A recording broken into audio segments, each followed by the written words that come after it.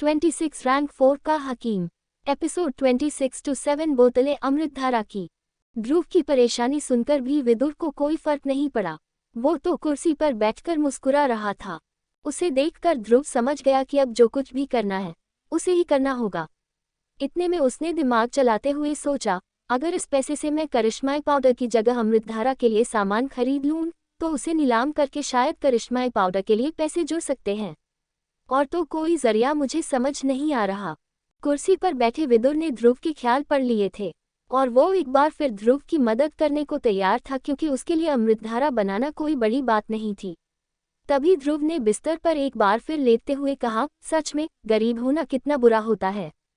इसके बाद ध्रुव एक बार फिर आराम करने लगा और विदुर वापस अंगूठी में चला गया। अगली सुबह ध्रुव चुपचाप शौर्य दल से अलग होकर अमृतधारा के लिए जरूरी सामान लेने चला गया। क्योंकि ध्रुव का ध्यान सिर्फ अमृतधारा को बेचने में था, उसकी क्वालिटी पर नहीं, इसलिए उसने पिछली बार की तरह अमृतधारा के लिए सबसे सस्ती चीजों को खरीदा। ध्रुव को इस वक्त पैसों की सख्त जरूरत थी, इसलिए उसने ग्रीन कार्ड की पूरी रकम उस सामान को खरीदने में लगा दी ताकि वो ज्यादा से ज्यादा अमृतधारा बेच सके। ध्रुव को समझ आ गया था कि उसके पास जितना सामान था उससे 7 अमृतधारा आसानी से बनाई जा सकती थी। फिर एक सुनसान खुफिया जगह पर ध्रुव और विदुर ने अमृतधारा बनाना शुरू किया। जब विदुर अमृतधारा बनाने के लिए चीजों को अलग लगा कर रहा था, तब ध्रुव अपने ग्रीन कार्ड को हाथ में घुमाते हुए ये सोच रहा था कि वो एक बार फिर उसके सारे पैसे खत्म हो गए थे।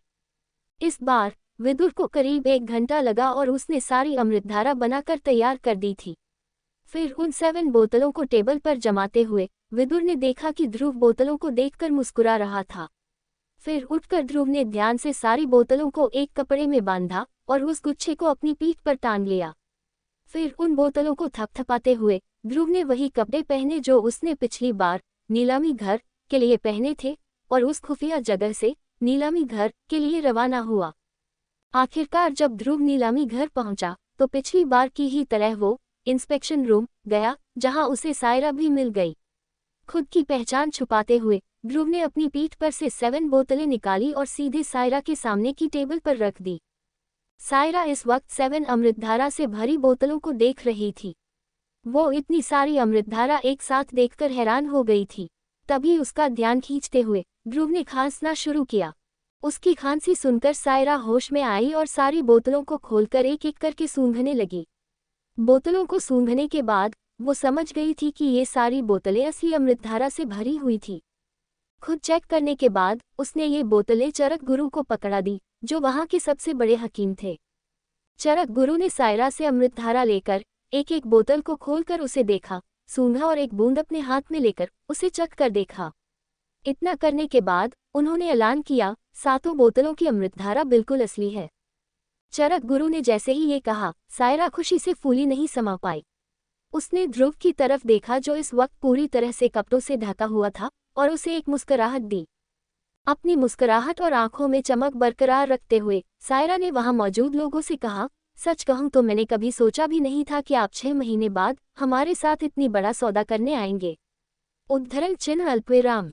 लेकिन ये सुनकर विदुर ने ध्रुव के भेस में पूछा, कब तक बिक जाएंगी ये सारी बोतलें? इस पर सायरा थोड़ा चौंक गई, लेकिन उसने बात संभालते हुए कहा, क्या आपको पैसे तुरंत चाहिए? मेरा मतलब, अगर पैसों की बहुत ज्यादा जरूरत न हो तो 1-2 दिन रुक जाइए। हम सारी बोतलें बेचकर आपका हिस्सा आपको पकड़ा देंगे। दरअसल बात यह है कि 7 अमृतधारा की बोतलें एक साथ नीलामी के लिए बहुत कम आती हैं। अगर आप 1-2 दिन रुक सकते हैं तो हम दूर तक खबर पहुंचाकर इसका 10 गुना दाम वसूल कर सकते हैं। इससे आपका मुनाफा भी 10 गुना ज्यादा होगा। सायरा की बात सुनकर ध्रुव ज्यादा कुछ कह नहीं पाया और सायरा इस चुप्पी का मतलब समझ गई थी। उसके चेहरे पर बात मनवाने की एक खुशी थी। उसने इसी खुशी में टेबल पर रखे अपने चाय के प्याले को उठाया और फिर उसने चाय की एक चुस्की ली। वो समझ गई थी कि उसके सामने जो आदमी खड़ा था वो या तो रैंक 2 का हकीम था या फिर रैंक 3 का। तभी विदुर ने कुछ सोचकर चाय पी रही सायरा से कहा, क्या आप कुछ सामान खरीदने में हमारी मदद कर सकती हैं? ये सुनकर सायरा ने ध्रुव को देखते हुए कहा, कैसा सामान? इस पर विदुर ने थोड़ा हिचकिचाते हुए कहा, एक चीज है, उसके लिए सामान। विदुर ने अपने लफ्ज कम से कम रखे। लेकिन ये लफ्ज़ सायरा का ध्यान अपनी ओर करने के लिए काफ़ी थे। सायरा ने तुरंत उनसे कहा, आपको कौन सा सामान चाहिए अपनी चीज़ के लिए? सायरा के सवाल में उसकी हामी छुपी हुई थी, जिसे विदुर ने भांपते हुए कहा, 50 साल पुराने 4 नीले गुलाब, सांप के जहर वाले 2 फल, 20 साल पुरानी आयुर्वेदिक दूब का एक गुच्छा और एक जलमूल शक्ति वाला जादुई पत्थर। सामान के बारे में सुनकर सायरा के बगल में खड़े चरक गुरु का चेहरा ही बदल गया। उन्हें समझ नहीं आ रहा था कि उस हकीम को क्यों ऐसी बेशकीमती चीज़ों की ज़रूरत थी। कहीं ये हकीम करिश्माई पाउडर तो नहीं बनाने की सोच रहा है? इसी हैरानी में फंसे चरक गुरु ने शांत रहना ही ठीक समझा। वही उसके बगल में खड़ी सायरा ने मुस्कुराते हुए ध्रुव से कहा, इतना ही। मैं बिल्कुल आपकी मदद करूंगी इन चीज़ों को ढूंढने में। अगर ये हमारे पास नीलामी के लिए आती है तो मैं आप तक खबर पहुंचवा दूंगी। वैसे आप रहते कहाँ हैं? मेरा मतलब, आप तक खबर कैसे पहुंचाऊं? ये कहकर सायरा ने चरक गुरु की तरफ देखा, जो इस वक्त हैरान परेशान दिख रहे थे। उन्हें ऐसे देखकर सायरा थोड़ा घबराने लगी, लेकिन उसने अपने चेहरे पर यह घबराहट झलकने नहीं दी। तभी ध्रुव के भेस में विदुर ने कहा, मुझ तक खबर पहुंचाने की कोई ज़रूरत नहीं। अगर कोई भी सामान नीलामी के लिए आता है तो आप हमारे हिस्से से उसकी कीमत काट लीजिएगा। मैं 2 दिनों में यहाँ वापस आऊँगा। वैसे भी मुझे कुछ ज़रूरी काम है जो मैं इन 2 दिनों में कर लूँगा। ठीक है, शुक्रिया। इतना कहकर ध्रुव वहाँ से चला गया। उसके नीलामी घर से जाते ही सायरा ने चरक गुरु की तरफ देखते हुए कहा, क्या हुआ चरक गुरु? सामान के बारे सुनकर आप इतने हैरान क्यों हो गए? सायरा की बात के जवाब में चरक गुरु ने अपना सिर हिलाते हुए कहा, जहाँ तक मुझे पता है ये सारा सामान सिर्फ एक ही चीज़ बनाने के लिए काम आता है, और वो चीज़ है करिश्माई पाउडर। ये सुनकर सायरा के होश उड़ गए। उसने तुरंत हड़बड़ाते हुए चरक गुरु से सवाल किया, लेकिन करिश्माई पाउडर बनाने के लिए तो हकीम को रैंक 4 का होना पड़ता है। क्या इसका मतलब? उसका सवाल सुनकर सिर हिलाते हुए चरक गुरु ने कहा, हाँ, इसका मतलब है कि ये हकीम रैंक 4 का हकीम है। लेकिन पूरे ओहायान साम्राज्य में रैंक 4 के सिर्फ 20 हकीम ही है। तो फिर हमने इस हकीम के बारे में पहले कभी क्यों नहीं सुना?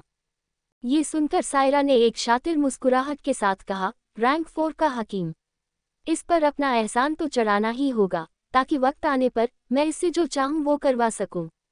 एक बात तो सभी जानते थे कि बात दूर तक पहुंचाने में दरबार परिवार से आगे कोई नहीं था, क्योंकि उनकी पकड़ और पहचान पूरे मार्कस में थी। इसलिए किसी बेशकीमती सामान को ढूंढना दरबार परिवार के बाएं हाथ का खेल था। ध्रुव को वो 7 बोतलें नीलामी के लिए दिए हुए पूरा 1 दिन भी नहीं हुआ था, और अमृतधारा की 7 बोतलों खबरें मेसोडोरिया के गलियारों में गूंजने लगी थी। पिछली और इस नीलामी में फ़र्क ये था कि उसमें कम लोग, या फिर कहीं सिर्फ ताकतवर लोग ही शामिल हुए थे, क्योंकि उस नीलामी की सबसे खास चीज़, जो एक क्लास 2 की हाई लेवल तकनीक थी, वो सिर्फ कुछ लोग ही इस्तेमाल कर सकते थे। लेकिन हर कोई अपने बच्चों के लिए अमृतधारा चाहता था, ताकि वो जल्द से जल्द एकलव्य रैंक हासिल कर सके। वही दल के बुजुर्ग भी अपने पोते पोतियों के लिए अमृतधारा खरीदने को तैयार थे। ये खबर फिलहाल शौर्य दल से दूर चल रहे ध्रुव तक भी पहुंच गई। उसे महसूस हुआ कि अमृतधार लोगों के लिए कितनी बेशकीमती चीज़ थी, लेकिन वो लोग तो अमृतधारा कितनी मात्रा में भी बना सकते थे। आखिर ध्रुव के पास विदुर जैसा हकीम जो था। अगले दिन शौर्य दल को दरबार नीलामी घर से एक खास न्योता आया। ऐसा इसलिए क्योंकि शौर्य दल के लीडर और ध्रुव के बाबा अरेंद्र ने पिछली बार अमृतधारा की 1 बोतल नीलामी में ही खरीदी थी। इस न्योते से दल के कुछ बुजुर्ग भी अमृतधारा लेने के बारे में सोचने लगे। ये वो बुजुर्ग थे जिनके बच्चे या पोते पोतियां अब तक एकलव्य रैंक तक नहीं पहुंच सके थे। वही ध्रुव चुपके से बाहर जाने के लिए तैयार हो रहा था, लेकिन वो जैसे ही तैयार होकर अपने कमरे से बाहर निकला तो उसे एक नौकर ने बताया कि ध्रुव के बाबा उसे अपने पास बुला रहे थे। ध्रुव के पास कोई और रास्ता नहीं था, इसलिए वो चुपचाप उस नौकर के पीछे अपने बाबा के पास गया। चलते चलते ध्रुव शौर्य दल के महल के मेन दरवाजे के पास आ गया, जहां उसे अपने बाबा के अलावा दल के कुछ और बुजुर्ग भी दिखाई दिए। वो सभी उत्साह में दिख रहे थे और ध्रुव की तरफ देखकर अरेंद्र ने उसे इशारा करके अपने पास बुलाया। ध्रुव आह भरते हुए अपने बाबा अरेंद्र के पास जाकर खड़ा हो गया। तभी उसे एक लड़की की आवाज़ सुनाई दी, कितना वक्त लगते हो तुम तैयार होने में? दल की लड़कियां भी तुमसे जल्दी तैयार हो जाती हैं, कब सुधरोगे तुम? ध्रुव ने पलटकर देखा कि ये आवाज़ सानवी की थी, जो इस वक्त हमेशा की तरह काफी गुस्से में दिख रही थी। उसे देखकर ध्रुव ने मुस्कुराते हुए उससे कहा, इतनी जल्दी किस बात की है? क्या हम किसी बीमार को मिलने जा रहे हैं? उसका जवाब सुनकर सान्वी को और गुस्सा आ गया, लेकिन तभी पीछे से किसी और लड़की की हंसने की आवाज आई। ध्रुव इस आवाज से समझ गया था कि यह आवाज ईरा की थी। हंसी सुनकर ध्रुव ने ईरा की तरफ देखा जो बीच में खड़ी हुई थी। उसे वहां देखकर ध्रुव ने चौंकते हुए उससे सवाल किया, तुम भी नीलामी में जा रही हो? इस पर ईरा ने मजाकिया अंदाज में ध्रुव से कहा, तो क्या मैं हर दिन ट्रेनिंग ही करती रहूं? अरे मेरा भी कभी घूमने फिरने का मन करता है, और अगर वहां बोर हुई तो ट्रेनिंग के लिए वापस आ जाऊंगी। ये कहते हुए ईरा लोगों के बीच से गुजरते हुए ध्रुव के पास आ पहुंची और उसके साथ खड़ी हो गई। तब ध्रुव ने धीमी आवाज में उससे पूछा, लेकिन तुम्हारे लिए नीलामी में ज्यादा से ज्यादा कुछ अमृतधारा की बोतलें होंगी, उसकी तुम्हें क्या जरूरत है? ध्रुव ये बात कहते हुए मुस्कुरा रहा था, लेकिन तभी उसे अपने पीछे किसी लड़के की आवाज सुनाई दी, अमृतधारा की बात तुम तो मत ही करो। अगर पिछली नीलामी में तुम्हारे बाबा ने अमृतधारा नहीं ली होती तो तुम मुझे कभी नहीं हरा पाते। ये बात सुनकर ध्रुव को हंसी आ गई। उसने ये आवाज काफी दिनों के बाद सुनी थी और इसलिए उसने पलटकर सनी को देखा। सनी अब पहले से बेहतर हालत में था। 2 महीने पहले ध्रुव से मार खाने के बाद वो बहुत दिन बिस्तर पर रहा और कुछ दिन पहले ही उसने फिर से चलना शुरू किया था। ध्रुव और ईरा को साथ देखकर वो जल रहा था, लेकिन उसे ध्रुव की मार अच्छे से याद थी, इसलिए उसने ध्रुव को ज्यादा कुछ कहने की कोशिश नहीं की। लेकिन ध्रुव ने सनी से मस्खरी करते हुए कहा, क्या तुम फिर से लड़ना चाहते हो? ध्रुव की ये बात सुनकर सनी को गुस्सा आ गया। उसने अपनी मुट्ठियां कसते हुए कहा, तुम ऐसे नहीं मानोगे। बहुत गुरूर है न तुम्हारे अंदर, लड़ने है तुम्हें। वैसे मुझे तुम्हारा शुक्रिया अदा करना चाहिए। तुम्हारी वजह से मेरे शरीर को आराम मिल गया और मैं अब 9 सितारों के बहुत करीब हूँ। शायद अगले हफ्ते ही हो जाऊं। उसके बाद देखते हैं कौन लड़ना चाहता है और कौन जीतना। उसकी ये बात सुनकर आसपास खड़े दल वाले चौंक गए। यहाँ तक कि सनी के दादा यानी दल के बुजुर्ग भी निराश होकर अपना सिर हिला रहे थे। उन्हें लगा आखिर कब तक उनका पोता ऐसी बेवकूफियां करता रहेगा। सनी की बात से अरेंद्र भी हैरान थे। उन्होंने अपना हाथ उठाकर सबको चलने का इशारा किया ही था कि सनी ने ये बात कर दी, जिसकी वजह से उन्हें पलटकर देखना पड़ा कि कहीं उनका बेटा गुस्से में सनी पर हमला न कर दे। जब अरेंद्र ने देखा कि सनी की बात सुनकर ध्रुव को गुस्सा नहीं उबासी आ रही थी, तो मुस्कुराते हुए वो वापस आगे देखने लगे। तभी ध्रुव ने सनी से कहा, हम देखेंगे, लाजिम है कि हम भी देखेंगे वो दिन जब तुम्हें 9 सितारे मिल जाएंगे। लेकिन मैं तुम्हें एक बात तो बताना ही भूल गया, कुछ दिनों पहले मुझे 9 सितारे मिल चुके हैं। इसका मतलब तुम फिर मुझसे पीछे हो गए। बेचारा सनी। लेकिन ये बात सिर्फ सनी ने नहीं बल्कि दल के सारे लोगों ने सुनी और वो सभी एक बार फिर हैरान हो गए। सब सोच रहे थे कि ध्रुव को 9 सितारे भी मिल गए, वो भी इतनी जल्दी। इस बात पर ध्रुव को समझ नहीं आया कि वो खुश हो या दुखी हो, लेकिन उसे इस बात का तो मजा आ रहा था कि उसने बिना सनी को छुए 9वें सितारे की खबर से उसे एक बार फिर घायल कर दिया था। बेचारा सनी। वही सनी इस बात पर भरोसा नहीं कर पा रहा था। फिर गुस्से में ध्रुव को कुछ कहने की कोशिश की, लेकिन फिर चुप हो गया। वो पिछले कुछ दिनों से यही सोच रहा था कि कैसे सभी को अपने 9वें सितारे की खबर देगा, लेकिन आज तो ध्रुव ने ही सनी को खबर दे थी कि जिस चीज को सनी हासिल करने वाला था वो चीज ध्रुव पहले ही हासिल कर चुका था। नीलामी शुरू होने वाली है। एपिसोड 27 नीलामी अमृतधारा की आए। सान्वी और ध्रुव के बीच एक अजीब सी नफरत थी, लेकिन उसके बावजूद वो समझ रही थी कि ध्रुव की शक्तियां सचमुच बढ़ती जा रही थी। तभी अरेंद्र ने हंसते हुए दल के बुजुर्ग से कहा, मेरे ख्याल में अब हमें चलना चाहिए। नीलामी शुरू होने का वक्त होने ही वाला है। अगर देर से पहुंचे तो शायद एक अमृतधारा भी हमारे हाथ न आए। अरेंद्र की इस बात के बाद सबसे पहले दल के बुजुर्गों ने मुख्य द्वार से बाहर जाना शुरू किया। उनके जाने के बाद अरेंद्र ने पीछे मुड़कर ध्रुव से कहा, तुमने एक बार फिर मेरा सर फक्र से ऊंचा कर दिया है ध्रुव।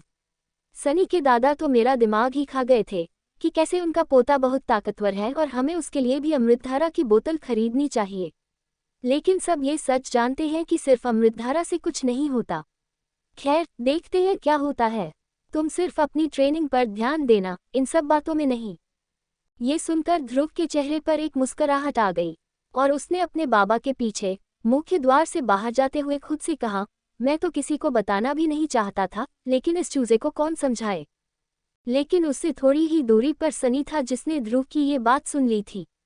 उसके चेहरे पर गुस्से के साथ एक उदासी थी कि ध्रुव शक्तियों के मामले में अचानक उससे बहुत आगे हो गया था। इसके बाद पूरा दल दरबार नीलामी घर के लिए रवाना हुआ। दूसरी ओर दरबार नीलामी घर के लिए ये नीलामी पिछले 6 महीनों की सबसे बड़ी नीलामी थी। हॉल में बहुत लोग खड़े होकर एक दूसरे से बात कर रहे थे। ध्रुव जैसे ही वहां पहुंचा तो उस शोर से उसका सिर दुखने लगा। ये कुछ ऐसा था जैसे कोई मक्खी लगातार उसके पास आकर भिनभिना रही थी, लेकिन वो उस मक्खी को भगा नहीं पा रहा था। नीलामी घर लोगों से भरा हुआ था। वहां लोगों के पैर रखने की जगह भी नहीं बची थी और ये देखकर ध्रुव ने चौंकते हुए अपना सिर हिलाया। वो खड़े होकर नीलामी घर के पहरेदारों का इंतजार कर रहा था, जो शौर्य दल के खास लोगों को खास दरवाजे से हॉल के अंदर ले जाने वाले थे। फिर नीलामी हॉल में पहुंचने के बाद ध्रुव ने देखा कि वहां पर भी लोगों की भीड़ लगी थी, लेकिन बाहर के मुकाबले यहां काफी जगह बची थी। वहीं ध्रुव के आगे चल रहे अरेंद्र ने पूरे हॉल में एक नज़र घुमाई और फिर ध्रुव और शौर्य दल के बाकी लोगों के साथ अपनी अपनी कुर्सियों की ओर चलना शुरू किया। सबके बैठने के बाद ध्रुव के लिए किनारे की कुर्सी ही बची थी, जहां बैठकर वो पूरे हॉल का मुआयना कर रहा था। मुआयना करने के बाद वो होकर ध्रुव ने अपनी आंखें बंद कर ली। तभी उसे किसी की आवाज़ सुनाई दी, बहन, सिर्फ 6 महीनों में एकेडमी का एडमिशन खुलने वाला है न। एकेडमी का नाम सुनते ही ध्रुव की आंखें अपने आप खुल गई। वो समझ गया था कि ये आवाज़ सनी की थी, जो अपनी बहन सानवी से एकेडमी के बारे में पूछ रहा था। रक्ष एकेडमी एक फेमस ट्रेनिंग एकेडमी थी जहां टीचर बनने के लिए कम से कम महादक्ष रैंक की ज़रूरत पड़ती थी। इस एकेडमी के सामने अंबर दल की ताकत भी फीकी पड़ जाती था।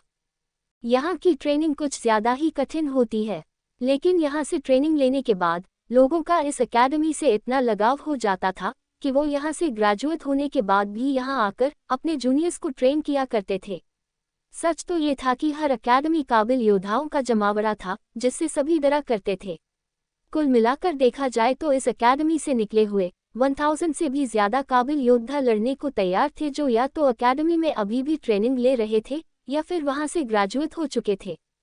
और क्योंकि ये एकेडमी इतनी ताकतवर थी, इसलिए यहाँ एडमिशन मिलना भी कोई आम बात नहीं थी।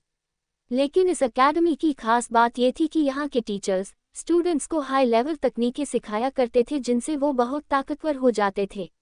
यहाँ से ट्रेनिंग लेने पर किसी का भी एकलव्य रैंक हासिल करने का सपना सच हो जाता था। इसलिए हर साल वुहान साम्राज्य के हर कोने से लोग साम दाम दंड भेद सब आजमा कर यहाँ एडमिशन लेने की कोशिश करते हैं। इसलिए रक्ष एकेडमी, जिसे लोग प्यार से सिर्फ एकेडमी कहते थे, ट्रेनिंग के लिए सबसे अच्छी जगह थी। लेकिन यहाँ सिलेक्शन होना बहुत मुश्किल था। यहाँ सेलेक्ट होने के लिए 18 साल की उम्र से पहले 9 सितारे हासिल करने होते थे, जो कि ज़्यादातर लोगों के बस की बात नहीं थी। और इसलिए सिर्फ कुछ ही ताकतवर खास लोग एकेडमी में एडमिशन ले पाते थे। सनी की बात सुनकर सानवी ने हामी भरते हुए अपना सिर हिलाया। फिर ध्रुव की तरफ एक नज़र देखते हुए उसने सनी से कहा, फिक्र मत करो, तुम्हारा सिलेक्शन होने में कोई दिक्कत नहीं होगी। मेसोडोरिया का एडमिशन संभालने वाली मेरी टीचर है, जो कि एक 5 सितारों वाली महादक्ष है। मैं तुम्हारे बारे में उन्हें बता दूंगी, जिससे तुम्हें एडमिशन में आसानी होगी। ये सुनकर सनी ने तुरंत खुश होते हुए कहा, ये तो बहुत अच्छी खबर है, शुक्रिया बहना। वही सानवी के मुंह से एकेडमी के बारे में सुनकर ध्रुव मुस्कुरा रहा था। कुछ वक्त पहले ध्रुव भी एकेडमी में एडमिशन लेकर ट्रेनिंग लेना चाहता था, लेकिन अब उसके पास विदुर था, जो उसे सारी शक्तियों और तकनीकों के बारे में सिखा रहा था। तभी ध्रुव को मुस्कुराते देख ईरा ने उससे सवाल किया, ध्रुव, क्या तुम एकेडमी में एडमिशन नहीं लेना चाहते? एडमिशन के लिए सिर्फ 6 महीने बाकी रह गए हैं। ईरा का सवाल पीछे बैठी सानवी ने सुन लिया था और ये सुनने के बाद वो ध्रुव और ईरा को घूर रही थी। उसने मन में ठान लिया था कि अगर ध्रुव एकेडमी में एडमिशन लेने की कोशिश भी करता है तो वो अपने टीचर से कहकर उसे अंदर आने के लिए तड़पा देगी। लेकिन उसकी उम्मीदों को चकनाचूर करते हुए ध्रुव ने आलस भरे अंदाज से कहा, मुझे एकेडमी में कोई दिलचस्पी नहीं है। वहां जाकर पता नहीं क्यों लोग ट्रेनिंग छोड़कर बेवकूफ़ और घमंडी हो जाते हैं। अगर मुझे सच में ट्रेनिंग करनी है तो मेरे लिए पहाड़ और जंगल ही बेहतर हैं। ये सुनकर सानवी खुद को रोक नहीं पाई। उसने गुस्से के साथ ध्रुव से कहा, अच्छा, तुम्हें क्या लगता है अकेडमी तुम्हारे पास एडमिशन लेने के लिए भीख मांगेगी? मैं जानती हूँ तुम्हारे पास थोड़ी बहुत शक्तियाँ हैं, इसका मतलब ये थोड़ी है कि तुम अकेडमी को बदनाम करो। और हाँ, शक्तियों की बात करें तो तुमसे बेहतर अकेडमी में बहुत लोग हैं। वैसे अगर सोचा जाए तो तुम एडमिशन नहीं लेकर ठीक कर रहे हो, क्योंकि वहाँ सबसे मार खा कर न जाने तुम और कितने बेकार हो जाओ। सानवी को बिल्कुल पसंद नहीं आया था कि जिस अकेडमी को वो दिल और जान से चाहती थी, ध्रुव उसका इस तरह से मजाक उड़ा रहा था। उसकी बात सुनकर ध्रुव के चेहरे पर एक मुस्कुराहट आ गई, लेकिन उसने सानवी को जवाब देना भी सही नहीं समझा। फिलहाल उसका ध्यान अगले 2 सालों में लारा को हराने पर था। उसका इकलौता लक्ष्य अब लारा से ज्यादा ताकतवर बनने का था, और क्योंकि उसके पास बहुत ज्यादा वक्त बाकी नहीं था, इसलिए वो अकेडमी जाकर अपना वक्त बर्बाद नहीं करना चाहता था, क्योंकि उसे लग रहा था कि अकेडमी में कोई उसे लारा से ज्यादा ताकतवर नहीं बना पाएगा, वो भी अगले 2 साल के अंदर। और उसकी समझ में उसके पास विदुर था, जो खुद एक चलती फिरती अकेडमी था। इसलिए अपना सर हिलाते हुए ध्रुव चुपचाप आगे की तरफ देखता रहा। तभी उसकी नज़र 2 लोगों पर पड़ी जो हॉल के अंदर आ चुके थे और अपनी अपनी जगह पर जा रहे थे। तभी ध्रुव ने देखा कि कोई उसे घूर कर देख रहा था। ये नज़रें किसी और की नहीं, बल्कि आमिश दल के लीडर अब्राल आमिश के बेटे मैकी की थी, जिससे ध्रुव की बाजार में बहस हुई थी। मैकी गुस्से से ध्रुव की तरफ देख ही रहा था कि तभी उसकी नज़र ध्रुव के बगल में बैठी ईरा पर पड़ी और उसके मन में ईरा के लिए गंदे ख्याल आने लगे। उसने ईरा को देखते हुए अपनी जीभ से अपने होंठ गीले किए, जिसके बाद वो मुस्कुराने लगा। वही ध्रुव को देखकर उसने मन ही मन सोचा, शौर्य दल का कमजोर मेंबर अभी कुछ वक्त पहले तो यूथ सेरेमनी से होकर गुजरा है और मुझसे लड़ने को तैयार है। गलती से भी बाहर दिख गया ना तो। ये सोचकर वो एक बार फिर से मुस्कुराने लगा। ये देखकर ध्रुव को कुछ समझ नहीं आया, लेकिन फिर भी वो मैकी को देखकर मुस्कुराया। तभी ईरा ने देखा कि ध्रुव मुस्कुराते हुए अपने हाथ को बार बार मुट्ठी में बदल रहा था और फिर उसे वापस खोल रहा था। इस वक्त ऐसा लग रहा था कि उसके हाथ सांस अंदर बाहर कर रहे थे। लेकिन सच तो ये था कि ध्रुव ने साल भर की ट्रेनिंग से वैक्यूम हैंड और फायर पाम तकनीक में महारत हासिल कर ली थी। अब अगर वो चाहता तो सामने वाले पर दोनों वार एक साथ कर सकता था, जिससे सामने वाला बहुत ज्यादा घायल हो सकता था। उसे देखते हुए ईरा ने धीमी आवाज में कहा, ध्रुव, मुझे ऐसा लग रहा है कि मैकी पहले से ज्यादा ताकतवर दिख रहा है। इस पर ध्रुव ने सिर हिलाते हुए ईरा को जवाब दिया, पिछली नीलामी में इसके पिता ने क्लास 2 की हाई लेवल तकनीक पर सबसे ज्यादा बोली लगाकर उसे हासिल कर लिया था। इस बात को साल भर के आसपास हो गए और मेरे ख्याल से मैकी ने अपनी पुरानी शक्तियों को बदलकर नई शक्तियां अपना ली हैं, जिसकी वजह से वो पहले से ज्यादा ताकतवर हो गया है। ध्रुव की बात सुनकर ईरा ने उससे कहा, और शायद इसलिए उसके चेहरे पर इतना गुरूर दिखाई पड़ रहा है। लेकिन क्या उसे सच में लगता है कि एक क्लास 2 की तकनीक इतनी बड़ी चीज है? ये कहते हुए ईरा के चेहरे पर एक मुस्कुराहट थी और उसकी आंखों में एक सुनहरी आग सी दिखाई पड़ी। ईरा के बारे में जानते हुए ध्रुव को पता था कि ये ताकत ईरा के लिए कोई बड़ी बात नहीं थी, लेकिन बाकी सभी के लिए इसे हासिल करना किसी सफलता से कम नहीं था। फिर ध्रुव ने ईरा को देखते हुए कहा, तुम्हारे लिए यह आम बात होगी। तुम तो हवा में से ऐसी तकनीकें निकाल लेती हो, लेकिन बाकी लोगों के लिए ये एक बहुत बड़ी चीज है। ध्रुव की बात सुनकर ईरा के चेहरे से मुस्कुराहट गायब हो गई थी। फिर उसने ध्रुव से सवाल किया, अगर ये इतनी ही बड़ी चीज है तो तुमने इसे लेने से मना क्यों कर दिया था? ये सुनकर ध्रुव मुस्कुराने के अलावा और कुछ नहीं कर पाया। उसे इस बात का अफसोस बहुत वक्त तक था, लेकिन अब उसे अपने फैसले पर फक्र हो रहा था कि उसने आसान रास्ता न चुनकर कठिन रास्ते को चुना। तभी सायरा मंच पर आ गई थी, जिसे देखते हुए ध्रुव ने ईरा से कहा, नीलामी शुरू होने वाली है। ईरा ने देखा कि ध्रुव ने उसके सवाल को नजरअंदाज कर दिया था, इसलिए निराशा में अपना सिर हिलाते हुए उसने भी मंच की तरफ देखा जहां नीलामी शुरू वाली थी। हॉल में मौजूद सभी की नज़र रेड ड्रेस पहनी सायरा पर थी, जो इस वक्त मंच पर खड़ी होकर मुस्कुरा रही थी। उसकी ड्रेस थोड़ी टाइट थी, जिससे वहां बैठे बहुत सारे मर्द उसे देखते हुए ख्यालों में खो गए थे। तभी सायरा ने अपनी मुस्कुराहट के साथ जैसे ही वहां मौजूद लोगों से कुछ कहना शुरू किया, तो पूरा हॉल जैसे दीवाना सा हो गया। हर कोई चाहता कि सायरा उसकी ओर ध्यान दे, लेकिन सायरा को तो इस चीज की आदत थी। भीड़ में बैठा ध्रुव भी सायरा को देखकर कुछ सोचने लगा था। उसने सोचा कि दरबार नीलामी घर की चीफ सायरा सचमुच एक जादूगर थी, क्योंकि वो अपनी आवाज और अदाओं का ऐसा जादू चलाती कि हॉल में मौजूद कमज़ोर आदमी भी ताकतवर महसूस करने लगते और सायरा का ध्यान अपनी ओर करने के लिए बोली बढ़ाने लगते। इस वक्त अगर सायरा एक पत्थर की बोली लगवाना भी शुरू कर दे तो लोग उसे भी बेशकीमती समझकर ऊंचे दामों पर खरीदने की कोशिश करेंगे। इस माहौल को देखकर सायरा काफ़ी खुश हुई। सालों की ट्रेनिंग के बाद वो अच्छी तरह से जानती थी कि लोगों पर उसकी खूबसूरती का क्या असर पड़ता है। उसके लाल होंठ मुस्कुरा रहे थे और उसने हॉल में चारों तरफ अपनी नज़रें घुमाई। जब उसकी आंखें अरेंद्र के पीछे बैठे एक लड़के पर पड़ी तो वो चाहकर भी खुद को हैरान होने से नहीं रोक पाई। ध्रुव इस वक्त मंच पर खड़ी सायरा को ही देखा रहा था, लेकिन बाकियों की तरह उसके मन में सायरा के लिए हवस की भावना नहीं थी, जिससे सायरा थोड़ा हैरान हो गई थी। आखिर था तो ध्रुव भी एक लड़का ही, तो फिर वो कैसे खुद को काबू में रखा हुआ था। उसकी आंखें बता रही थी कि सायरा का जादू उस पर थोड़ा कम चला था।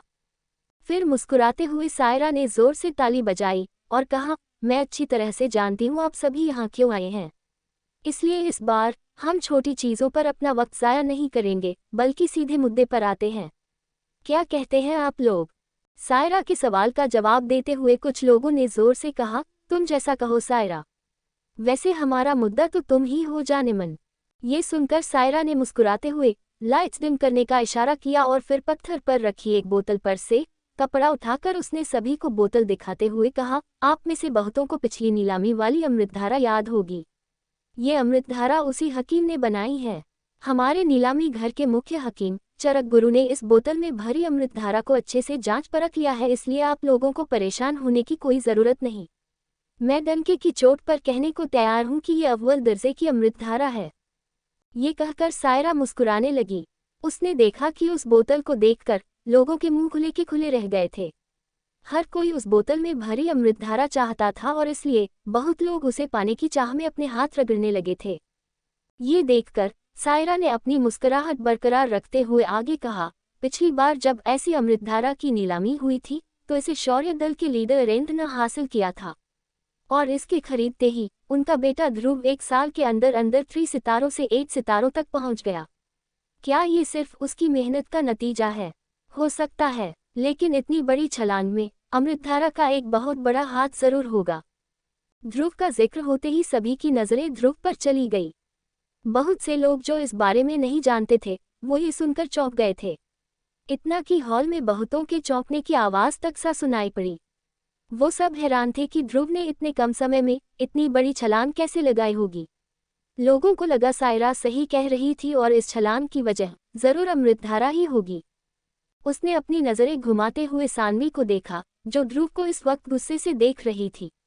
सानवी बिना कुछ कहे मन ही मन ये सोच रही थी कि आखिर ध्रुव को सिर्फ 2 महीनों की ट्रेनिंग से 9वां सितारा कैसे मिल गया। आखिर कैसे? कौन लगेगा सबसे ऊंची बोली? एपिसोड 28 नीलामी अमृतधारा की 2। ध्रुव के बड़ाई सुनकर हॉल के दूसरे छोर पर बैठे मैकी ने गुस्से से अपनी मुट्ठी बंद कर ली।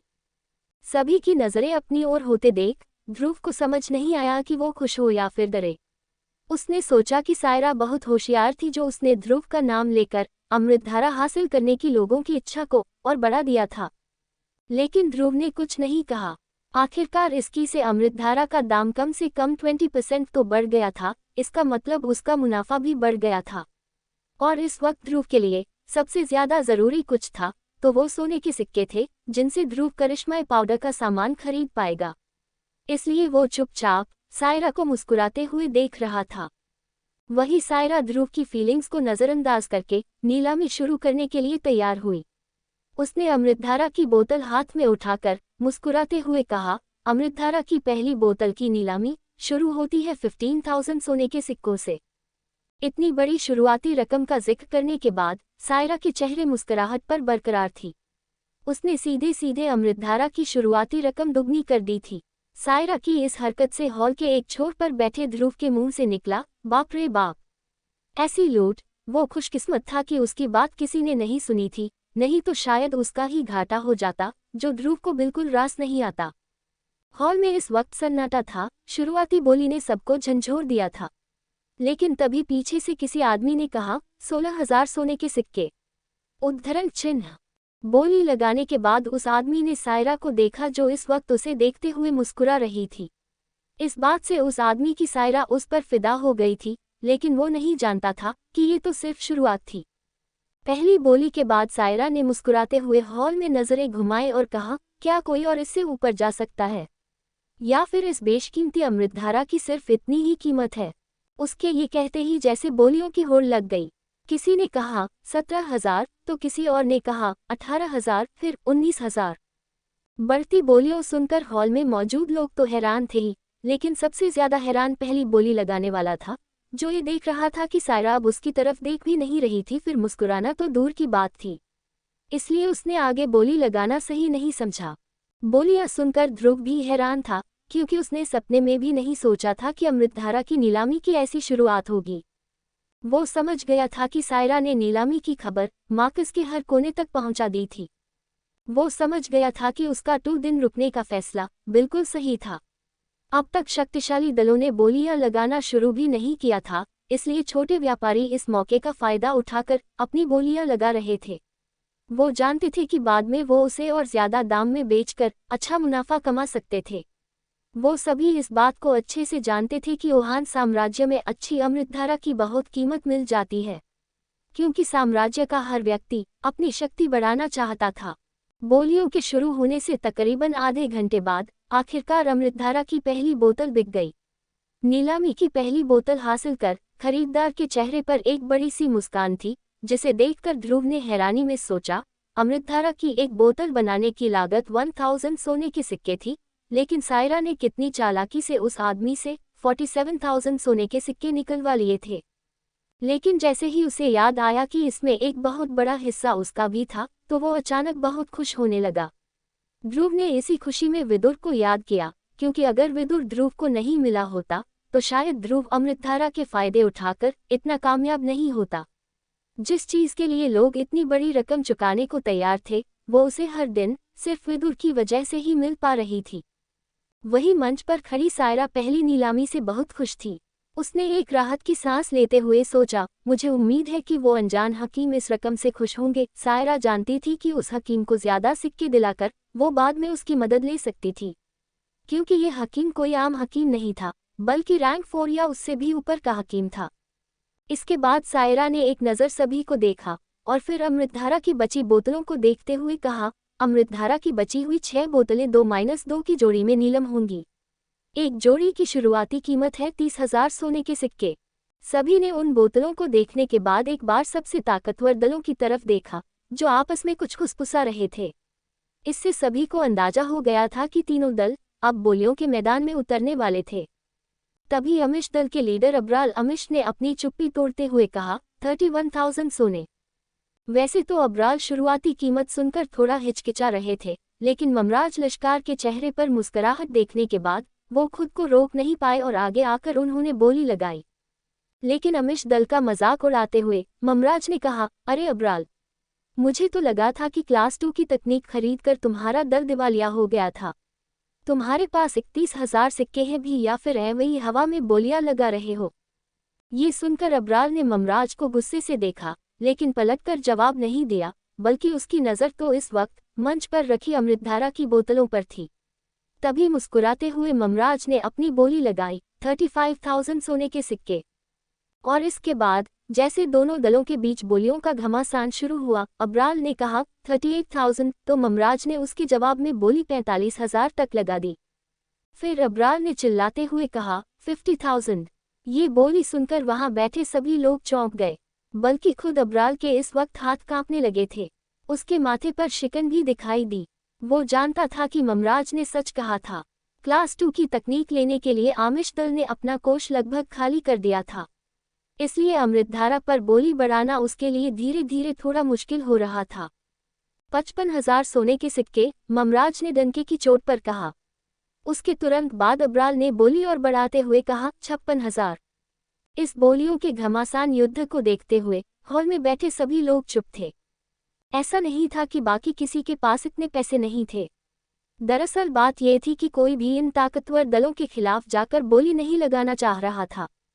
आखिर तीनों दलों में महादक्ष रैंक के लोग जो थे, वो जानते थे कि मार्कस में सुरक्षित रहने के लिए सिर्फ सिक्कों की जरूरत नहीं थी, बल्कि असली ताकत तो शक्तियों के रैंक और तकनीकों से पता चलती थी, जो इन दलों में भरपूर थी। इसलिए सभी चुपचाप उनकी बोलियां बढ़ते देख रहे थे और फिर एक नज़र हॉल के छोर पर बैठे शौर्य दल की तरफ देख रहे थे, क्योंकि शौर्य दल से अब तक एक भी बोली नहीं आई थी। जब अमृतधारा की बोतलों की बोली 73,000 तक पहुंच गई, तब अपना मुंह छुपाते हुए अब्राल आमिश ने बोली लगाना बंद कर दिया। वो जानते थे कि आमिश दल की आर्थिक हालत इतनी भी अच्छी नहीं थी कि वो अमृतधारा की बोतलों पर इतने सारे सिक्के लुटा सके। अब्राल आमिश को चुपचाप बैठे देख ममराज के चेहरे पर एक मुस्कान आ गई। इस मुस्कुराहट से ममराज का पूरा चेहरा ही जगमगा उठा। ये देखते हुए सायरा भी मुस्कुरा रही थी, क्योंकि दलों की ईगो की लड़ाई में हमेशा दरबार नीलामी घर का ही मुनाफा होता था। फिर आखिरकार जब किसी ने भी आगे आकर बोली नहीं बढ़ाई, तो सायरा ने पत्थर पर एक छोटा हथौड़ा मारते हुए लश्कर दल को विजेता घोषित किया। अब महज 4 अमृतधारा की बोतलें बची हुई थी। जैसे ही सायरा ने अगली 2 बोतलों को अपने हाथ में लिया, अचानक शौर्य दल की ओर से एक भारी आवाज में किसी ने कहा, 70,500 सोने के सिक्के। ये आवाज शौर्य दल के लीडर अरेंद्र की थी। इस बोली से अगर किसी को सबसे ज्यादा गुस्सा आया था तो वो अब्राल आमिश थे। वो अरेंद्र को मुस्कुराते देख ये सोच रहे थे कि अगर पिछली नीलामी में अरेंद्र ने बोली नहीं बढ़ाई होती तो आज आमिश दल की आर्थिक हालत इतनी खराब नहीं होती। वही मंच पर खड़ी सायरा भी अरेंद्र की इस बोली से चौंक गई थी। फिर खुद को संभालते हुए उसने मुस्कुराते हुए सवाल किया, क्या कोई है जो इस बोली से ऊपर जाना चाहता है? इस वक्त कुर्सी पर बैठे अब्राल आमिश का चेहरा गुस्से से लाल हो गया था। उन्होंने अपने दांत पीसते हुए अरेंद्र को मन ही मन बुरा भला कहा और फिर चिल्लाते हुए अगली बोली लगाई, 85,000 सोने के सिक्के। ये सुनकर तुरंत अरेंद्र ने मुस्कुराते हुए कहा, 95,000 सोने के सिक्के। उन्होंने अब्राल की तरफ देखा भी नहीं और वो समझ गए थे कि अब्राल सिर्फ गुस्से में बोली लगा रहा था। अपने चेहरे पर मुस्कुराहट के साथ अरेंद्र ने इशारा कर दिया था कि वो अब्राल की बोली से ज्यादा बड़ी बोली लगाने में बिल्कुल नहीं कतराएंगे। अरेंद्र का हौसला देखते हुए अब्राल गुस्से से पागल हो रहा था। उसकी आंखों में दिख रहा था कि वो अपना अगला कदम दिल पे पत्थर रख के ले रहा था। तभी उसने हल्की सी कांपती हुई आवाज में कहा, 100,000 सोने के सिक्के। इस बोली को सुनकर पूरे हॉल में शोर होने लगा। सब यही कह रहे थे कि अमृतधारा की 2 बोतलों की कीमत 100,000 सिक्के कैसे हो सकती है। लेकिन अब्राल आमिश के लिए ये बात फायदे और नुकसान की नहीं थी, बल्कि वो तो सिर्फ अरेंद्र को निराश होते देखना चाह रहे थे। आमिश दल के लोगों के चेहरे से हंसी गुम हो चुकी थी, क्योंकि उनके लीडर अब्राल ने इतनी बड़ी बोली जो लगा दी थी। लेकिन इस बात से दूसरे छोर पर बैठे ध्रुव को बहुत हंसी आ रही थी। उसने धीमी आवाज में अपने बगल में बैठी ईरा से कहा, मैं शर्त लगा सकता हूं कि अगर बाबा ने एक और बोली लगा दी तो शायद आमिश दल अपने लीडर की जान ही ले लेगा। ये सुनकर ईरा पलके झपकाती हुई मुस्कुराए और ध्रुव से कहने लगी, लेकिन उनके लीडर को देखकर तो ऐसा लगता है कि वो किसी भी कीमत पर इन बोतलों को हासिल करके रहेगा। इस बात का ध्रुव ने जवाब नहीं दिया और चुपचाप मुस्कुराता रहा। वहीं उसके पास बैठे अरेंद्र ने अब्राल की बोली सुनकर कुछ सोचना शुरू किया। फिर अचानक वो अपनी कुर्सी से खड़े हुए और उन्होंने अब्राल की तरफ देखते हुए एक हंसी के साथ कहा, अब्राल तुम जीत गए। मैं इससे ज्यादा बोली नहीं लगा सकता। Coat comma. जैसे ही अरेंद्र के मुंह से ये लफ्ज निकले, पूरे हॉल में एक अजीब सन्नाटा छा गया। सबकी नजरें इस वक्त अब्राल आमिश की तरफ थी, जिन्हें भरोसा ही नहीं हो रहा था कि अरेंद्र ने एक बार फिर उनके साथ ऐसा खेल खेल लिया। तभी ध्रुव ने हंसते हुए अपना चेहरा छुपाया और धीमी आवाज में कहा, हाँ हाँ हाँ, 1,00,000 सोने के सिक्के, 2 बोतल अमृतधारा के लिए। ये आदमी सचमुच अजूबा है। ध्रुव को हंसते हुए देखकर ईरा को भी हंसी आ गई। उसने दुखी हो रहे अब्राल की तरफ देखते हुए ध्रुव से कहा, आमतौर पर देखा जाए तो अमृतधारा की गोली ज्यादा से ज्यादा 30,000 सिक्कों में आ जाएगी, लेकिन क्योंकि ये बोतल वाली अमृतधारा है इसलिए इसकी कीमत ज्यादा तो होगी ही, लेकिन 100,000 सोने के सिक्के जितनी तो कभी नहीं हो सकती। लगता है आमिश दल के लीडर का दिमाग थोड़ा धीरे काम करता है। ये सुनकर ध्रुव ने हंसते हुए आगे कहा, अगर सस्ते सामान वाली अमृतधारा इतने सिक्कों में जा रही है, इसका मतलब अव्वल दर्जे की अमृतधारा बनाने वाले हकीम तो अरबपति हो गए होंगे। इस पर ईरा ने जवाब देते हुए कहा, हकीम मार्कस के सबसे रईस लोग हैं। सबसे गरीब हकीम के पास भी न जाने कितने एकड़ जमीन होगी। वैसे मैंने ये कहीं सुना है कि हाई रैंक वाले या फिर कहे अव्वल दर्जे के हकीम अपनी बनाई चीज़ों की ऐसे नीलाम नहीं किया करते। उनके लिए सोने के सिक्के इतने ज़रूरी नहीं है जितनी कि बाकी चीज़ें। वो तो अपनी बनाई चीजों के बदले दूसरों से कुछ और ले लेते हैं। ईरा की बात सुनकर ध्रुव ने थोड़ा चौंकते हुए कहा, कुछ और ले लेते हैं? मतलब ध्रुव को लगा कि ईरा को हकीमों के बारे में काफी पता था, इसलिए शायद वो ये भी बात समझ पाए कि हकीम इतनी सारी तकनीकें कैसे जानते हैं। ध्रुव के सवाल का जवाब देते हुए ईरा ने कहा, हाँ, कुछ और से मेरा मतलब है तकनीकें, शक्तियाँ, कोई खास सामग्री या फिर कुछ और। हकीम अपनी बनाई चीजों के बदले ये चीजें ले लेते हैं, इसलिए तो हकीमों से लोग इतना जलते हैं। हर कोई हकीम बनने का सिर्फ सपना देख सकता है, क्योंकि हकीकत में हकीम बनना सिर्फ कुछ लोगों के बस की बात है। ये बात सुनकर ध्रुव ने एक चैन की सांस ली कि उसके पास विदुर था जो उसकी इतनी मदद कर सकता था। फिर ध्रुव ने ईरा से और कुछ नहीं कहा और अपनी नजरें घुमाते हुए अबराल आमिश को देखने लगा। अबराल इस वक्त चेहरे पर हैरानी लिए अरेंद्र को देख रहे थे। उन्हें भरोसा नहीं हुआ कि अरेंद्र ने इतनी जल्दी कैसे हार मान ली थी। उन्हें याद आया कि बिल्कुल ऐसा ही वाकया पिछली नीलामी में देखने को मिला था, और उस बार भी आखिर में अरेंद्र मुस्कुरा रहे थे और अबराल चुपचाप बैठकर दुख मना रहे थे। तभी उन्होंने गुस्से में दांत पीसते हुए कहा, अरेंद्र, फिर फंस गया मैं तेरे जाल में, लेकिन मैं तुझे छोड़ूंगा नहीं, इतनी आसानी से तो बिल्कुल नहीं। इत्तेफाक से अरेंद्र भी इस बार अबराल को ही देख रहे थे। उनके चेहरे पर गुस्सा देखकर अरेंद्र समझ गए थे कि अबराल जरूर उनसे बदला लेने की बात कर रहे होंगे। ये सोचकर अरेंद्र जोर से हंस पड़े और उन्होंने मन ही मन कहा, अबराल, बिना तुम्हारी आवाज सुने भी मुझे समझ आ गया कि तुमने क्या कहा। मुझसे बदला लेने का ख्याल छोड़ दो तो बेहतर होगा, वरना इस तरह आमिश दल का खजाना खाली करके तुम्हें कुछ नहीं मिलेगा। इसके बाद अरेंद्र ने मंच पर खड़ी सायरा की तरफ देखते हुए कहा, सायरा जी, मेरे ख्याल में हमें आखिरी 2 बोतलों की नीलामी अब शुरू करनी चाहिए।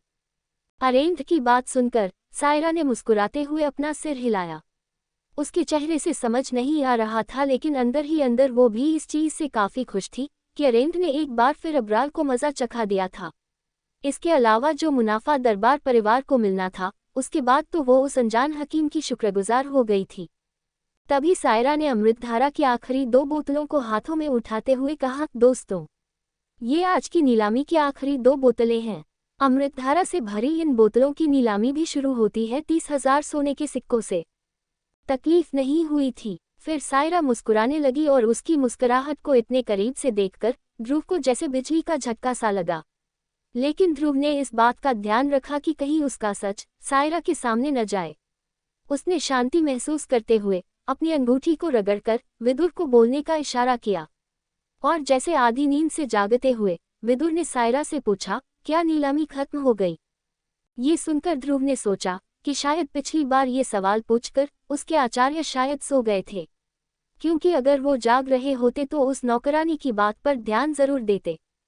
लेकिन अच्छा था कि वो सवाल सायरा ने पहली बार सुना था। अपनी मुस्कुराहट बरकरार रखते हुए सायरा ने जवाब दिया, जी हाँ। ये कहकर उसने तुरंत अपना हाथ हवा में घुमाया और उसके पास अचानक एक नीले रंग का कार्ड आ गया। उसे ध्रुव को थमाते हुए सायरा ने कहा, अमृतधारा की 7 बोतलें मिलाकर 2,85,000 सोने की सिक्कों में बिकी। नीलामी की फीस अलग करने के बाद बाकी की रकम इस कार्ड में डाल दी गई है। ध्रुव ने उस कार्ड को गौर से देखा। उस कार्ड को देखकर ही ध्रुव समझ गया था कि ये कार्ड काफी महंगा था। लेकिन कार्ड देते वक्त सायरा ने एक बार फिर इस हकीम के जवान हाथों पर गौर किया था। वो ध्रुव का हाथ देख ही रही थी कि विदुर ने अचानक कहा, ये रकम तो मेरी उम्मीद से बहुत ज्यादा है। लोग आपके नीलामी घर के बारे में बिल्कुल ठीक कहते हैं, आपके जैसा दाम कोई और नहीं दिला सकता। इतने में कमरे में चरक गुरु दरवाजा खोल कर आए। उन्होंने उस हकीम और सायरा को देखकर अपना सिर झुकाया और चुपचाप खड़े हो गए। सायरा ने चरक गुरु को नजरअंदाज किया और खुश होते हुए अनजान हकीम यानी ध्रुव से कहा, अगर आपको फिर से कुछ बेचना हो तो यहाँ बेझिझक आ जाइएगा। मैं वादा करती हूँ आपको सबसे अच्छा दाम दिलाकर रहूंगी। सायरा की बात पर ध्रुव ने अपना सिर हिलाया और वो नीला कार्ड अपने पास रख लिया। तभी अंदर से विदुर की आवाज आई, मैंने जिस सामान की आपसे बात की थी, क्या आप उसे ढूंढ पाए? इस सवाल पर सायरा ने मुस्कुराते हुए जवाब दिया, जी बिल्कुल। दरबार परिवार कभी किसी को निराश नहीं करता, हमें सारा सामान मिल गया। ये कहकर सायरा ने चरक गुरु को इशारा किया और उन्होंने ताली बजाकर पहरेदारों से एक चांदी की थाली बुलवाई। जैसे ही पहरेदार चांदी की थाली लेकर आए, चरक गुरु ने उन्हें जाने को कहा और फिर खुद उस थाली को उठाकर अनजान हकीम यानी कि ध्रुव को वो थाली में रखा सामान दिखाने लगे। फिर थाली को टेबल पर रखते हुए चरक गुरु ने कहा, आपको जो कुछ चाहिए था हमें वो सब मिल गया। थाली में रखा सामान देखकर ध्रुव की आंखों में चमक आ गई। वो समझ गया कि ये नीलामी घर कोई आम नीलामी घर नहीं था।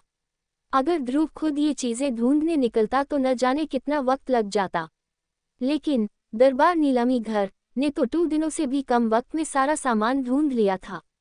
ये सोचकर ध्रुव बहुत खुश हो गया कि विदुर अब करिश्माई पाउडर बना सकते हैं।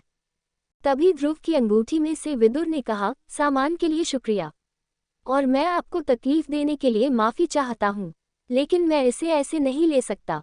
आप इसकी कीमत इस कार्ड से काट लीजिए। उद्धरण चिन्ह। ध्रुव ने जैसे ही ये सुना तो उसने वो नीला कार्ड बाहर निकाला। उस कार्ड को देखते हुए सायरा ने मुस्कुराते हुए कहा, आप कीमत की फिक्र मत कीजिए।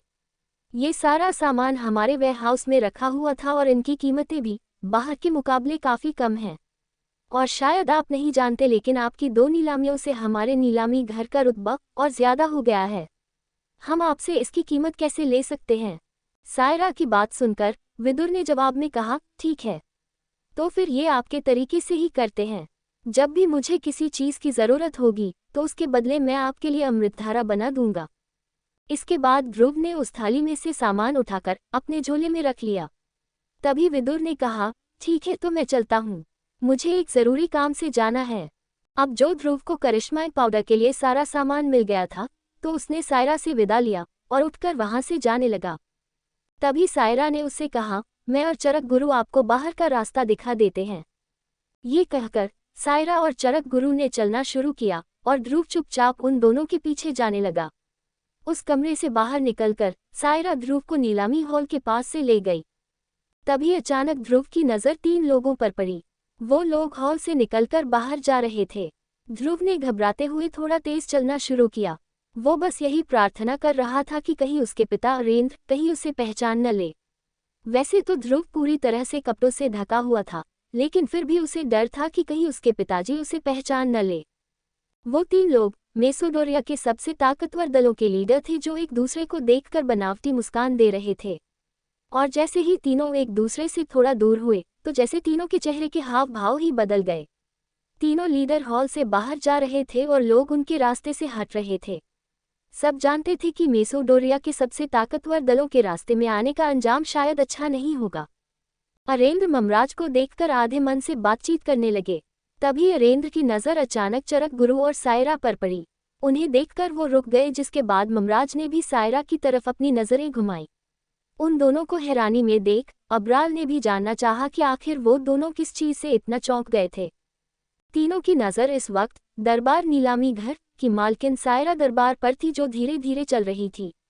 अरेंद्र और बाकी दोनों नीलामियों में आते रहते थे, इसलिए वो तीनों जानते थे कि सायरा, जो कि हर वक्त मुस्कुराती रहती है, असलियत में बहुत घमंडी थी। आज की नीलामी खत्म होने के बाद लश्कार दल के लीडर ममराज ने उसे दावत पर बुलाया था, लेकिन सायरा ने प्यार से उन्हें मना कर दिया था।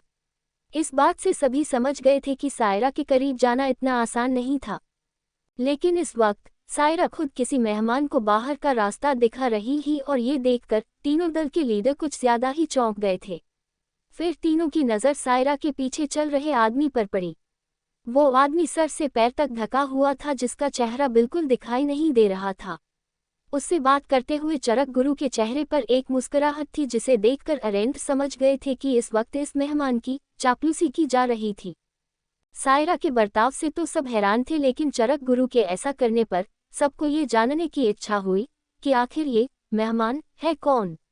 आखिर मेसोडोरिया का अव्वल दर्जे का हकीम होने की वजह से चरक गुरु सिर्फ सबसे ज़रूरी लोगों से ही मिला करते थे, जिनमें तीनों दल के लीडर भी थे। और वो तीनों जानते थे कि चरक गुरु बहुत कम बात किया करते थे, लेकिन आज अचानक उनके चेहरे पर चापलूसी भरी मुस्कुराहट देखकर तीनों दलों के लीडर ये जानने को बेताब हो रहे थे कि आखिर ये ज़रूरी मेहमान था कौन। तभी अरेंद्र ने उस कपड़ों से ढके हुए आदमी को देखकर सोचा, आखिर ये आदमी है कौन। इस आदमी ने दरबार नीलामी घर की मालकिन और मेरी नज़र में सबसे जानकार हकीम को ऐसा बर्ताव करने पर कैसे मजबूर किया। और अगर ये इतना ही जरूरी मेहमान था तो ये मेसोडोरिया में आखिरकार क्या रहा था? अरेंद्र ने अपने अगल बगल में देखा कि कैसे अबराल और ममराज भी उस आदमी को देखकर हैरान दिख रहे थे। वो भी जानना चाह रहे थे कि आखिर ये आदमी था कौन। फिर अचानक चेहरे पर एक मुस्कुराहट लाते हुए अरेंद्र ने सायरा की तरफ चलना शुरू किया और तेज आवाज में कहा, सायरा, चरक गुरु, वाह, जाते जाते आप दोनों को देखकर बहुत खुशी हुई। सायरा और चरक गुरु ने हॉल में आते ही तीनों लीडर्स को देख लिया था, लेकिन वो इस वक्त अरेंद्र से ज्यादा अपने मेहमान में दिलचस्पी ले रहे थे। तभी अचानक ध्रुव अरेंद्र की आवाज सुनकर घबरा गया और वही हॉल में रुक गया। उसके रुकने पर सायरा ने चैन की सांस ली और अरेंद्र से मुस्कुराते हुए कहा, हम बस हमारे खास मेहमान को दरवाजे तक छोड़कर आ रहे थे।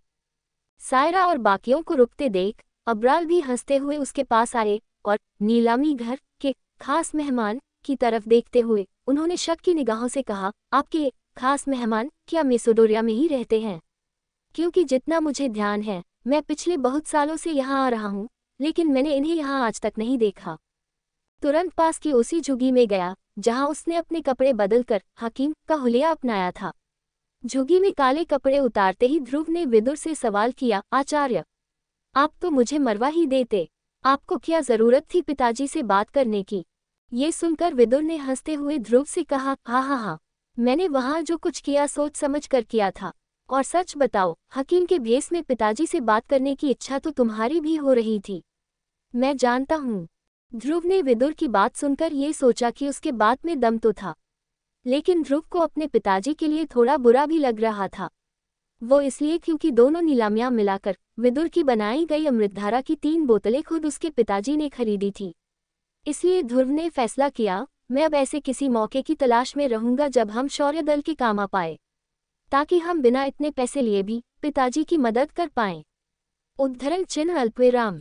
फिर अपने झोले में से करिश्माई पाउडर का सारा सामान निकालते हुए ध्रुव ने अपनी जेबों में भर लिया। इसके बाद वो झुग्गी से निकलकर छुपते छुपाते वापस अपने घर चला गया। अब जो कि ध्रुव वापस अपने घर के दरवाजे पर पहुंचा तो उस महल जैसे घर के पहरेदारों ने भी ध्रुव को अंदर आने से नहीं रोका। ध्रुव मुस्कुराते हुए अंदर आया और उसने देखा कि दल के बाकी लोग, जिसमें उसके पिताजी भी शामिल थे, अब तक घर वापस नहीं लौटे थे। ये देखकर तेजी से ध्रुव सीधा अपने कमरे की तरफ भागा। उसने कमरे का दरवाजा बंद किया और अपनी जेब से करिश्माई पाउडर का सारा सामान निकालकर बिस्तर पर रखा। वो उन चीजों को ऐसे घूर रहा था जैसे उसके हाथ कोई बेशकीमती खजाना लग गया हो। फिर एक एक कर उसने सामान उठाकर पास ही रखी टेबल पर रख दिया। करिश्माई पाउडर बनाने का सारा सामान, यानी कि 50 साल पुराने 4 नीले गुलाब, सांप के जहर वाले 2 फल, 20 साल पुरानी आयुर्वेदिक धूप का एक गुच्छा और एक जलमूल शक्ति का जादुई पत्थर इस वक्त उसके सामने रखा हुआ था। सारे सामान को एक बार फिर ध्यान से देखकर ध्रुव ने अपनी अंगूठी में देखते हुए कहा, आचार्य, आपने जो भी सामान मांगा था वो सब हमारे पास है। क्या अब हम करिश्माई पाउडर बनाना शुरू कर सकते हैं? ध्रुव का सवाल सुनकर विदुर ने उसकी बेसब्री को दूर करने के लिए कहा, तुम इतने बेसब्र क्यों हो रहे हो? ऐसा तो नहीं है कि ये सारा सामान उड़कर खिड़की से भाग जाएगा। अभी समय है, और इतना तो तुम भी जान गए हो कि कोई चीज बनाने के लिए मुझे ध्यान में जाना पता है। अभी कोई भी कभी भी कमरे में आ सकता है, किसी के आने से वो ध्यान टूट जाता है, और अगर गलती से भी किसी को मेरे बारे में पता चला तो कभी सोचा भी है कि क्या होगा। इसलिए मेरी बात मानो, हमें रात का इंतजार करना चाहिए।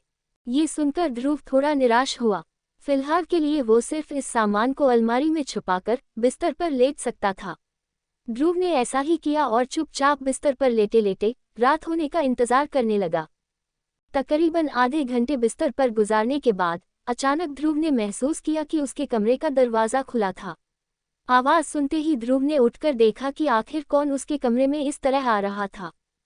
तभी उसे 2 लंबी टांगें दिखी, जिससे ध्रुव समझ गया कि ये कोई और है बल्कि सनी की बहन सानवी थी।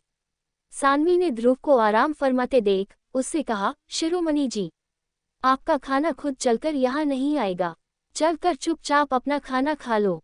ये सुनते हुए ध्रुव ने शुक्र मनाया कि उसने विदुर की बात मानकर करिश्माई पाउडर बनाना शुरू नहीं किया था, नहीं तो सानवी उन्हें ये करते हुए देख लेती और सब सत्यानाश हो जाता। इस बारे में सोचते हुए ध्रुव की धड़कन बढ़ने लगी। लेकिन सानवी की शक्ल देखकर उसका डर गायब हो गया और अब उसे बहुत गुस्सा आ रहा था। फिर अचानक सानवी पर फूटते हुए ध्रुव ने कहा, तुम्हारा दिमाग ठीक है कि नहीं? और तुम्हारी तमीज कहाँ गई? या फिर तुम्हें पता ही नहीं कि दूसरों के कमरों में घुसने से पहले कमरे का दरवाजा खटखटाया जाता है? बड़ी आई एकेडमी वाली उद्धरण चिन्ह। ये पहली बार था जब सानवी ने ध्रुव को खुद पर ऐसे चिल्लाते हुए सुना था। ऐसा नहीं था कि सानवी को ध्रुव के गुस्से की आदत नहीं थी, लेकिन इस बार ध्रुव ने सानवी पर जैसे लफ्जों की तलवार ही चला दी थी, जिसकी वजह से उसका चेहरे गुस्से से लाल हो गया और उसने कमरे के दरवाजे को लात मारते हुए ध्रुव से कहा, तुम्हारी तो ये लो, मैंने तुम्हारे दरवाजे पर लात मारी तो क्या अब से हर रोज ऐसे ही तुम्हारे दरवाजे पर लात मारूंगी? क्या कर लोगे तुम? फिर गुस्से में सानवी ध्रुव की तरफ बढ़ी, लेकिन ध्रुव ने तुरंत अपना हाथ उसकी तरफ करते हुए कहा, वैक्यूम हैंड तकनीक। इस हमले से सानवी ध्रुव की तरफ अचानक खींची चली आई और जैसे ही वो बिस्तर के पास आई ध्रुव ने अपना हाथ नीचे कर लिया, जिससे सानवी को झटका लगा और वो बिस्तर से टकराकर गिर गई। सानवी ने महसूस किया था कि 9 सितारों की वजह से ध्रुव की वैक्यूम हैंड तकनीक की ताकत और बढ़ गई थी। लेकिन इस बढ़ी हुई ताकत को सिर्फ सानवी ने महसूस नहीं किया था, बल्कि बिस्तर के पास खड़े ध्रुव ने भी 9 सितारे हासिल करने के बाद ये तकनीक पहली बार आजमाई थी, इसलिए वो भी इसकी ताकत से थोड़ा हैरान था। तभी सानवी बिस्तर का सहारा लेकर खड़ी हुई और उसने गुस्से से ध्रुव की तरफ देखते हुए कहा, मैं तुम्हें देख लूंगी। इस पर ध्रुव ने जवाब देते हुए कहा, मुझे लगता है इतना सबक काफी था, अगली बार कमरे का दरवाजा खटखटा कर आना। ये सुनकर सानवी तो ध्रुव से लड़ना चाहती थी, लेकिन वक्त और जगह देखकर वो सिर्फ अपना मुंह फुलाकर ध्रुव के कमरे से चली गई। उसके बाद ध्रुव ने मुस्कुराते हुए अपना मुंह धोया और फिर खाना खाने निकल पड़ा। खाने की टेबल पर ध्रुव सानवी को देख रहा था, जो उसके सामने बैठकर खा रही थी। उसके खाने के तरीके से ध्रुव के चेहरे पर मुस्कुराहट आ गई, जिसे देखकर सानवी ने गुस्से से खाना शुरू कर दिया। उन दोनों को देखकर पास ही बैठी ईरा समझ गई थी कि दाल में कुछ काला था। खाने वाली दाल में नहीं, बल्कि ध्रुव और सानवी के बीच कुछ तो हुआ था जो ईरा को पता नहीं था। वही ध्रुव ने अपनी नज़र सानवी के बगल में बैठे सनी की तरफ की, जो इस वक्त बहुत खुश दिख रहा था। उसके चेहरे की मुस्कुराहट देखकर ध्रुव ने मन ही मन सोचा, लगता है इसने अमृतधारा पी ली है। लेकिन इस बेवकूफ़ को शायद ये नहीं पता कि अमृतधारा 8 सितारों के बाद ज्यादा असर नहीं करती। फिर ध्रुव ने मुस्कुराते हुए टेबल के एक छोर पर बैठे अपने पिता अरेंद्र को देखा। इस वक्त अरेंद्र के चेहरे पर भी एक मुस्कान थी, जिसे देखकर ध्रुव ने सोचा, हर बार की तरह इस बार भी पारिवारिक दावत जश्न मनाने के लिए की जा रही है। लेकिन आज किस चीज़ का जश्न? इतनी ज्यादा कीमत पर अमृतधारा खरीदना, वो भी इस बेवकूफ़ के लिए। ये खुशी की नहीं, बल्कि ये तो गम की बात है। इस बार जो अमृतधारा खरीदी गई थी वो दल के बुजुर्गों के कहने पर सनी के लिए खरीदी गई थी। लेकिन ध्रुव नहीं जानता था कि ये जश्न अमृतधारा की वजह से नहीं, बल्कि दरबार नीलामी घर के उस खास मेहमान की बातों का था। साथ काम करने की बात ने अरेंद्र को जैसे एक नई ऊर्जा से भर दिया था। अरेंद्र अच्छी तरह से जानते थे कि एक अव्वल दर्जे के हकीम की मदद पाने के बाद शौर्य दल बाकी सभी दलों से बहुत ऊपर हो जाएगा। इतना कि बाकी सभी दल उसे जलन के मारे सिर्फ देख सकेंगे, कभी हरा नहीं सकेंगे। वो जानते थे वैसे भी शौर्य दल को हराना मुश्किल था, लेकिन हकीम की मदद के बाद तो उनकी तरफ कोई आंख उठाकर भी नहीं देख पाएगा। और इसी बात को सोचकर अरेंद्र बहुत खुश हो रहे थे, और दल के बुजुर्ग तो इस बात से और भी ज्यादा खुश थे, जिसे देखकर ये साफ समझ आ रहा था कि वो लोग खुद को कितना खुशकिस्मत मान रहे थे। खाना खत्म होने के बाद पूरा परिवार एक दूसरे से गले मिला और फिर सब अपने अपने घरों के लिए रवाना हुए। ध्रुव ये देखकर तुरंत अपने कमरे की ओर भागा। उसे देखकर दरवाजे पर खड़ी सानवी ने गुस्से से जमीन पर अपना पैर पटका और बदले की आग में वो वापस अपने घर चली गई। शौर्य दल के सभी लोगों के घर आसपास ही थे, इसलिए अगर वो चाहती तो फिर ध्रुव को परेशान करने कभी भी आ सकती थी। वही अब तक ध्रुव अपने कमरे में पहुंच गया था। उसने ध्यान से अपने कमरे का दरवाजा बंद किया ताकि कोई उसके काम में खलल न डाल सके। वो इस बार हड़बड़ा नहीं रहा था, क्योंकि वो समझ गया था कि अगर वो विदुर की बात नहीं मानी होती तो सानवी को करिश्माई पाउडर के बारे पता चल जाता, जिसके बारे में ध्रुव कभी अपने बुरे सपने में भी नहीं सोच सकता था। उसने खिड़की से झांक कर देखा कि रात होने में अभी थोड़ा ही वक्त बाकी था, इसलिए उसने एक बार फिर अपने बिस्तर पर छलांग मारी और वो थोड़ी देर और सो गया। आखिरकार जब अंधेरा हुआ और लगभग सभी लोग सो चुके थे तो अचानक ध्रुव की आंखें खुली। वो तुरंत बिस्तर से उठा और अलमारी खोलकर करिश्माई पाउडर बनाने का सारा सामान बाहर निकालने लगा। फिर उस सामान को टेबल पर रखकर उसने अपनी अंगूठी रगड़ी। अंगूठी रगड़ने पर एक चिनारी सी निकली और विदुर उसमें से बाहर आकर ध्रुव के सामने खड़े हो गए। तभी ध्रुव ने विदुर से पूछा, आचार्य, क्या हम लोग अब करिश्माई पाउडर बना सकते हैं? ये सवाल सुनकर विदुर ने मुस्कुराते हुए ध्रुव से कहा, आखिरकार तुम सब्र का महत्व समझ ही गए। कोई भी औषधि बनाने के लिए एक शांत वातावरण की जरूरत होती है। अगर आसपास शांति न हो तो मेरा ध्यान भटक सकता है और इसका अंजाम बिल्कुल अच्छा नहीं होगा।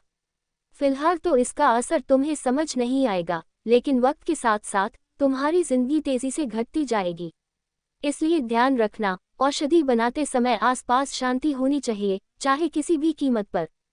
ये कहते हुए विदुर ने टेबल पर रखे सामान को एक बार फिर गौर से देखा। उनकी बात सुनकर ध्रुव समझ गया था कि उसे क्या करना है, इसलिए उसने हामी भरते हुए अपना सिर हिलाया।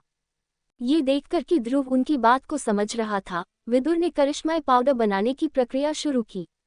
उन्होंने अपने दोनों हाथों को रगड़ा जिससे उनके हाथों पर एक सफ़ेद रोशनी दिखाई दी। फिर उस रोशनी को काबू में लाते हुए विदुर ने ध्रुव की तरफ देखा जो इस रोशनी को देखकर हैरान दिख रहा था। ये देखकर विदुर ने मुस्कुराते हुए उसे बताया, ध्यान रखना, एक हकीम कितना अव्वल दर्जे का है ये तुम्हें उसके हाथ से निकलती रोशनी के रंग से पता चल जाएगा।